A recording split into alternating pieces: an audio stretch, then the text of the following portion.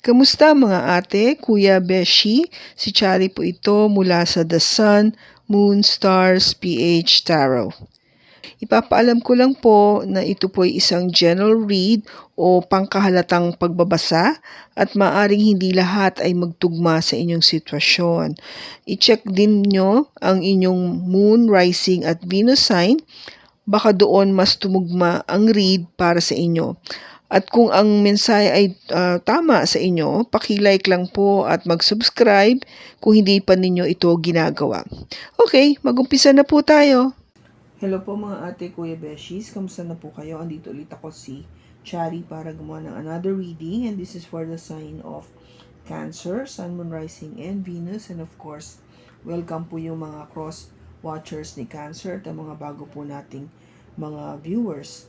Binabati ko po kayo ng maligayang bagong taon, ng pagpasok po ng 2024 sa inyo at ang sa inyong mga mahal sa buhay. Naging masaya po sana at yung abundant, yung inyong bagong taon, yung pagpasok ng bagong taon, yung celebration nyo. Isang party man kayo ng mundo at patuloy po natin na gawin yung maganda, no, at mabuti para sa ating sarili at para sa mga kapwa po natin. Okay? So, I've been praying na maging maganda po ang pasok ng 2024 para sa iyo, Cancer. Okay? So, tignan natin kung ano yung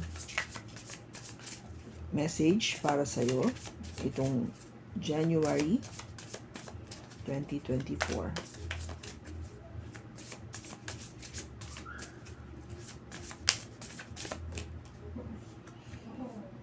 I can't let go of you. Okay? It is dark without you. At it hurts so much.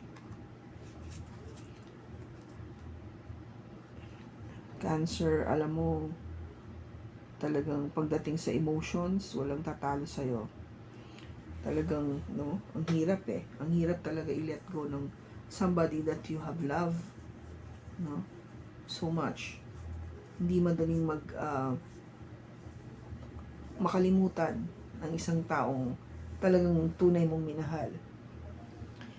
Lalo na kung na-realize mo na hindi masaya ang iyong buhay o yung mundo kung wala siya sa piling mo. No? Dahil alam mong siya yung nakakapagbigay ng kaliwanagan o ilaw sa iyong buhay. Kaya alam mo yung the fact na nawala siya, masakit talaga yun. It hurts so much. I understand that. No? Kasi being a water sign, we are really into our emotions. Talagang damdam natin sa ating puso. At palagi yan ang nasa ating isipan na ano ba nangyari, bakit siya nawala sa akin. Okay? But of course, meron ding panahon na we have to stop feeling this way.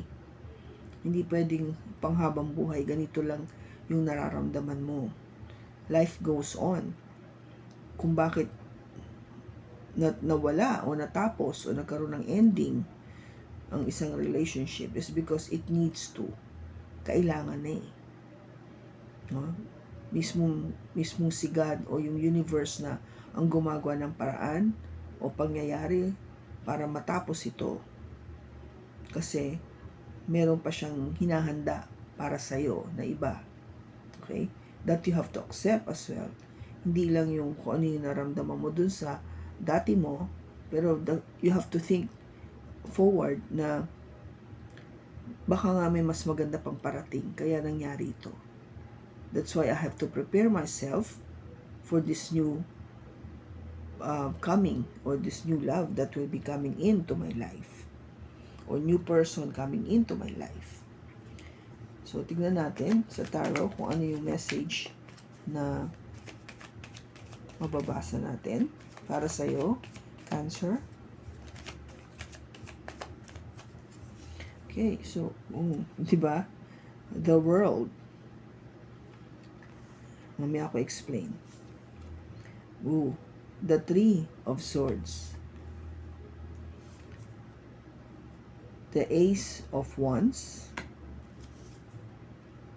the Two of Swords,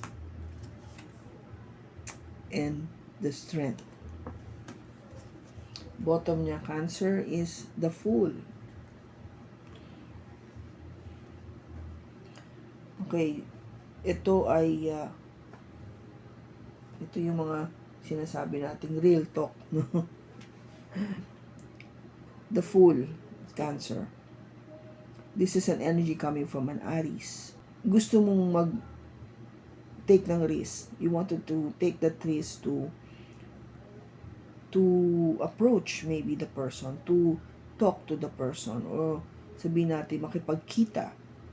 You wanted to do something na talagang hindi mo na masyadong napag-isipan, kung gaba naging silakbo ng iyong damdamin. It's more of you felt that you need to do this instantly, right away. Kasi this Page of Wands, you wanted this message. Gusto mong iparating itong mensahe na to sa person mo. Or you wanted to receive this message from your person. With the Queen of Cups, this is an energy coming from a water sign, which is just like you, or it could be from a Scorpio or a Pisces. Na there is love, no? May pagmamahal. May tunay na pagmamahal. You wanted to take that risk of sending that message that there is true love in this relationship. O talagang ito yung nararamdaman ko para sa'yo. Totoong pag-ibig ito. Hindi to just, hindi to fling-fling lang. O mga one night stand na tipo. Hindi. Seryoso ko, no? That is the message that you wanted to convey o iparating, isabihin. Ngayon, itong the world, this is all about ending. No? Sabi ko nga, di ba may natapos. But the ending would mean a start of a new beginning, which is this one. Ito yung cycle ng tarot. The ending and the new beginning. Okay? So, yung new beginning na sinasabi ko dito is to maybe send that message that there is love. Kasi galing ka dito sa pagtatapos eh. Galing ka sa nakaraan mo na hindi naging maganda yung outcome.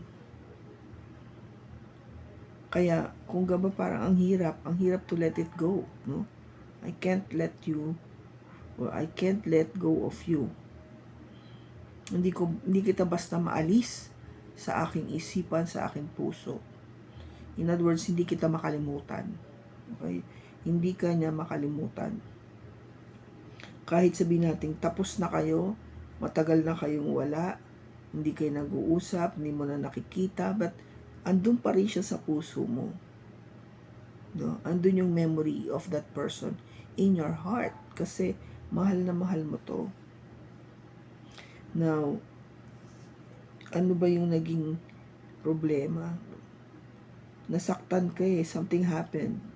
Kung bakit ka na fall out of love o nagkaroon ng pain, yung sabi nilang sakit sa damdamin, something happened. So we will clarify that, no, kung bakit nangyari ito, bakit nagkaroon ng ending na nagdulot ng sakit sa damdamin. Maybe itong sakit sa damdamin na to has realized that you have realized that being without you is talagang masakit, no? It hurts so much knowing that you are not anymore in my life. Wala ka na sa buhay ko. Hindi na ako yung mahal mo. No? Yung masakit yun. Kaya, gusto mo magkaroon ng panibagong pag-umpisa. Something very passionate. Something that would spark that fire again. Yung init ng inyong pagmamahalan. Yung attraction. No? Yung chemistry na mabuhay muli katulad nung dati. At syempre, with the Two of Swords is magkaroon tayo ng maayos na pag-uusap, maayos na pagkaklaro ng mga bagay-bagay.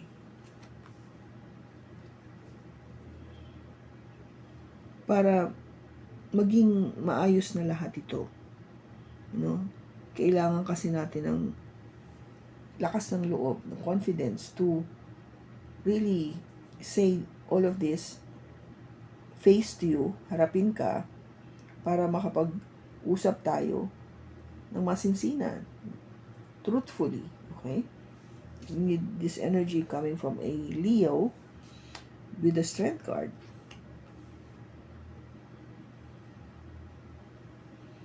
Now, tingnan natin, no? We clarify. Bakit andito yung World? Bakit andito yung World?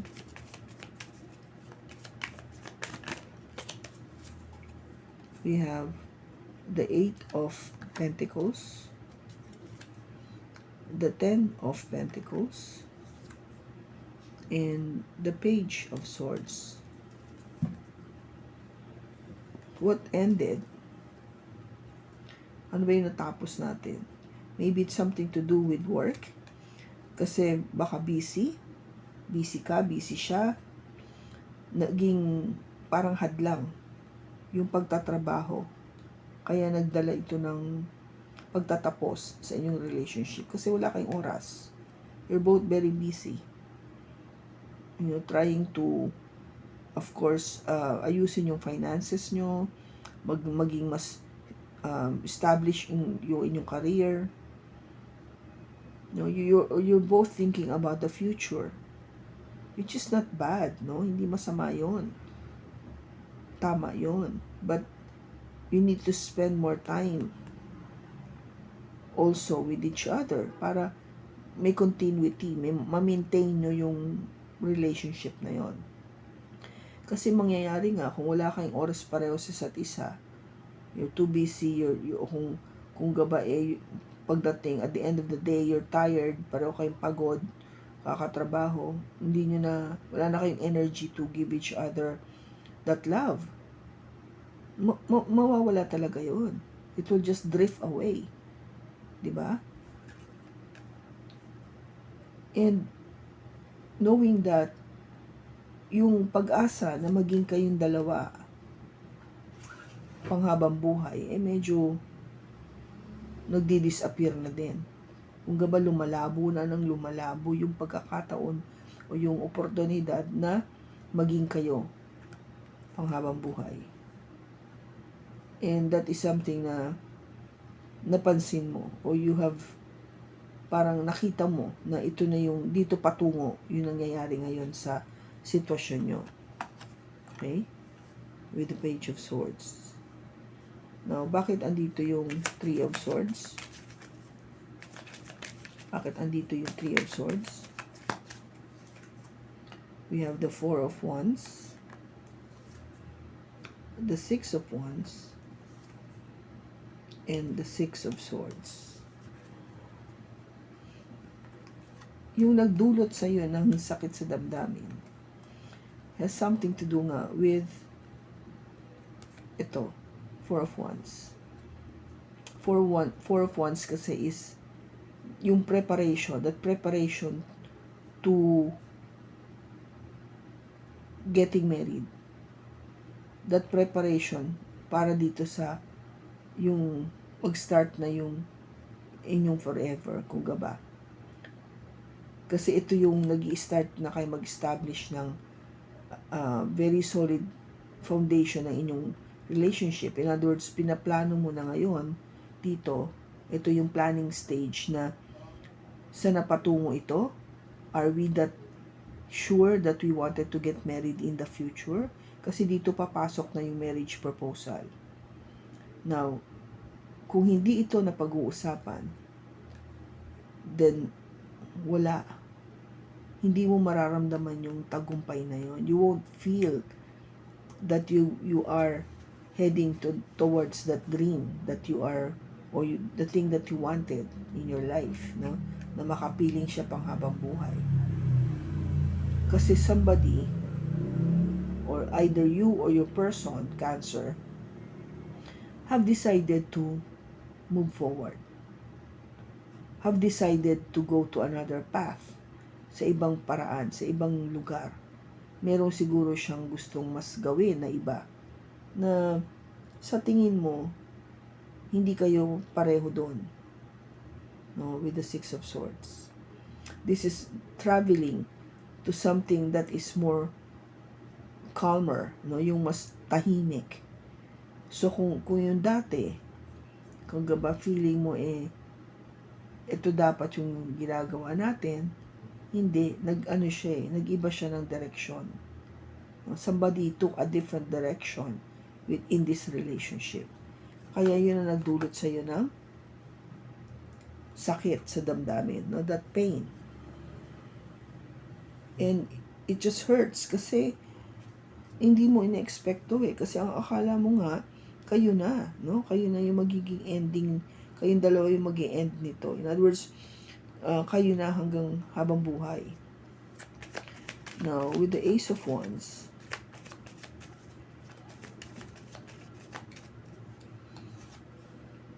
we have the Nine of Cups, the Ace of Cups, and the Queen of Pentacles. You wanted to have a new beginning, okay? You're trying to take this action. Hindi, mag-umpisa ulit tayo. Balik natin yung dati. Yung dating init ng pagmamahal. Yung dating attraction sa isa't isa. And it will be a wish fulfillment for me, no? Sa akin, sa atin. Maybe with you, but, with me, but I don't know with you, but, yun nga, sa akin, it will be a wish fulfillment to start all over again with this new love and being stable and secure about this relationship. No? You might be dealing with an earth sign, Taurus, Virgo, or Capricorn, Cancer. You wanted to feel secure with this person, to find this new love, or have this new love, para maulit muli, no?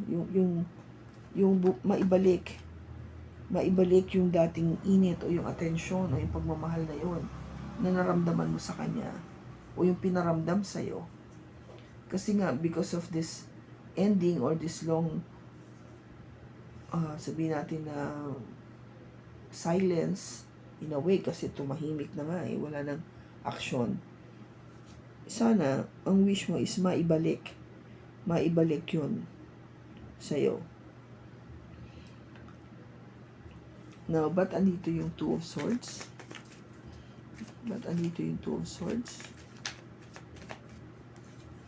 We have the Sun, the Seven of Cups, and the Nine of Wands. Yung intention mo na maayos kayo muli kasi gusto mo nang lumigaya. You want to be happy again with this person. Kasi syempre nakaramdam ka na ng pain di ba? Ano ba yung isang bagay na makakaalis ng pain na yun? Kundi, di ba, happiness. But this happiness is making you think, saan nga ba talaga ako sasaya? Do I need to move forward na with another person? Is my happiness really depending on itong aking ex? Nakadepende ba talaga sa akin? O I have other choices to make? No? Meron ba akong ibang choice?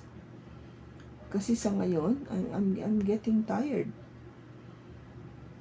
or getting confused. Napapagod na rin ako, no? Napapagod ako mag-hope, mag-intay.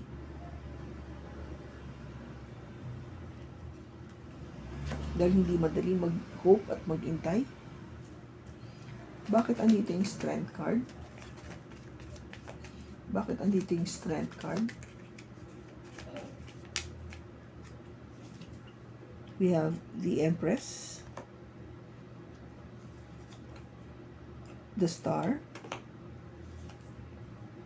and the Knight of Pentacles. Now, you need to be confident, Cancer. Lakasan mo loob mo. Maging confident ka na kayang-kaya mo to.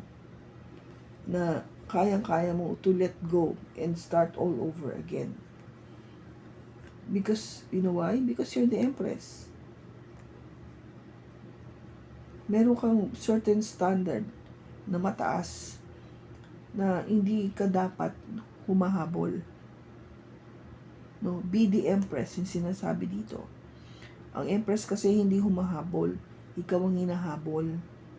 In other words, hindi ka nag-iintay. Hindi ka nag-hope na bumalik. Ibalikan ka. Naghahanap ka talaga ng iba. Alam mo na may dadating na iba. Kaya, gawa chill ka lang, cool ka lang. You have prayed for that. You've manifested for it. Yung nga lang, mabagal ito.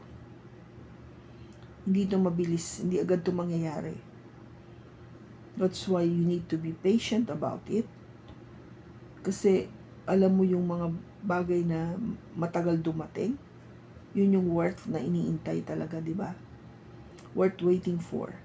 That's why it's taking its time to be with you or to happen. Kasi nga, meron tong gustong ma-achieve na maganda. Kaya, dahan-dahan siya. Hindi niya mamadaliin. O hindi mo agad to mararamdaman. O hindi agad to dadating sa'yo. Hindi, kasi nga, kung gawa pagdating niya, dun na, bongga na. Okay? Hindi siya yung dadating ngayon kasi kailangan na. Hindi. Dadating siya sa tamang oras. It is in God's timing that will be happening. No, it will happen on God's timing. Yun yung message sa'yo dito, Cancer. Okay? Now, ano yung advice? We have new moon in Sagittarius. Focus on the positive. Tama. Positive ka lang. Dadating yan sa tamang oras. Be patient. Huwag ka masyadong nagmamadali. Take a reality check. This is full moon in Capricorn. Yung sa totoo lang, no? Tingnan natin yung ano bang katotohanan. And first quarter moon in Aries. Step up into your power. Yeah. No? Power mo dito. Ito, sasabi ko nga biyan, Empress. Yun yung power dyan eh. No? Huwag kang, in other words, huwag mo ibaba yung standard mo. Alam mo meron kang, you're worth it. Kaya, bakit ka alam mo yun, bakit ka maghihintay for something na alam mong tapos na? May ending na. Kung nagbago siya, ng damdamin sa'yo, nagbago siya ng ibang direksyon, no, I told you, nagbago siya ng ibang direksyon, bakit mag-hope ka pa na magdi-detour at babalik ito sa'yo? Nag-decide na nga siya ng iba ng gagawin niya eh, without you. So why hope? Why wait? Masakit? Yes, it hurt. Kasi akala mo nga siya na. But it doesn't end there. Hindi naman natatapos lang dun eh. This is all about letting you realize you've gone through such a bad experience, learn from it, and then move forward. Kasi, you are the Empress. Diba? Meron kang standard. Hindi ka humahabol. Ikaw yung hinahabol. Okay? Now,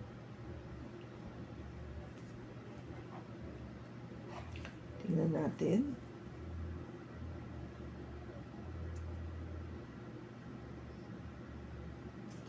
Babalik ba tong person na to kay Cancer? Babalikan ba nung person na to si Cancer? It says no. O diba? Maliwanag yan, darling. No. Para sa kanya kasi, I think it has made that parang feeling na nakipag ano na ako eh. Kung ba I already made that in a way parang hindi pag-aaway eh. Kung hindi, I took time or I took risk with you already. Kung ba, yun yung gusto sabihin dito na pinagbigyan ko na yung pagkakataon na maging tayo. Pero hindi nga eh. Hindi yun ang gusto ko. Diba? Hindi yun. Kaya pakiramdam ko kasi na parang talo ko. This is not the one for me. This is not my game. Hindi ito yung feeling na mananalo ko. Kaya nag-decide yung person mo na, no, I need to go to another direction. Ibang tao. Okay? Ibang approach. Hindi sa'yo. Sorry to say that, pero that's how I'm reading this Cancer. Sabi nga sa'yo, real talk to. This is a real talk. Now, ano yung message natin dito? In terms of timing, kailan papasok yung, o kailan magiging handa na si Cancer para sa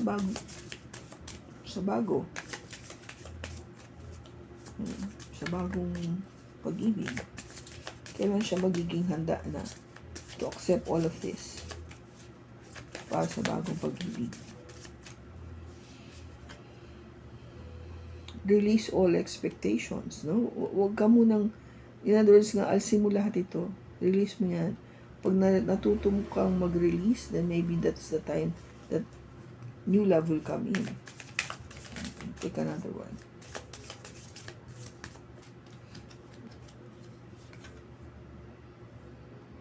Fall time. Ibig sabihin, during September, October, November. Okay? Yung period na yon, maybe you're more or less ready to fall in love again. Okay, Cancer? Kasi kung ba parang na-heal mo na eh. Na-heal ka na, no? Star is also healing. This is an energy coming from an Aquarius. So, ano ba yung mga zodiac sign na nakikita ko dito? We have Aquarius, we have Leo, we have Aries, no, we have pala Libra and Taurus. Of course, yung earth sign natin, Virgo, Capricorn, and another Taurus. Prominent pa rin yung Leo kasi we have 2 cards from Leo. Ano pa? We have Pisces. There's something that I miss. It's just, yun yung nakikita kong so far, mga zodiac sign, but not necessarily. Okay? So, tingnan natin ngayon yung qualities niya. Just a guide. Guide lang ito.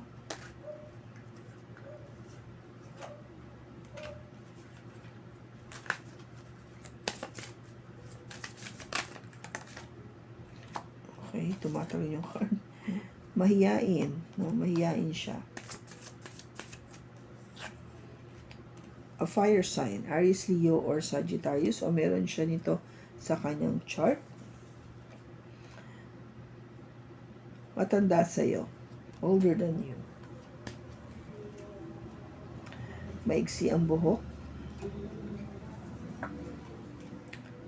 Someone who is very protective. Now, I think I'm dealing with 2 types of Cancer dito kasi isang matanda sa'yo at saka isang mas bata sa'yo. Okay? So, take it as it resonates. Kasi hindi naman lahat talaga masasabi natin na older than you. So, there might be some Cancer that might be dealing that is younger than them, yung kanilang person. Okay? So, I hope na nakatulong ito sa iyo, Cancer. Maraming salamat sa pagsama mo sa akin sa pagbasa na to. Sa susunod po muli, ingat ka and God bless.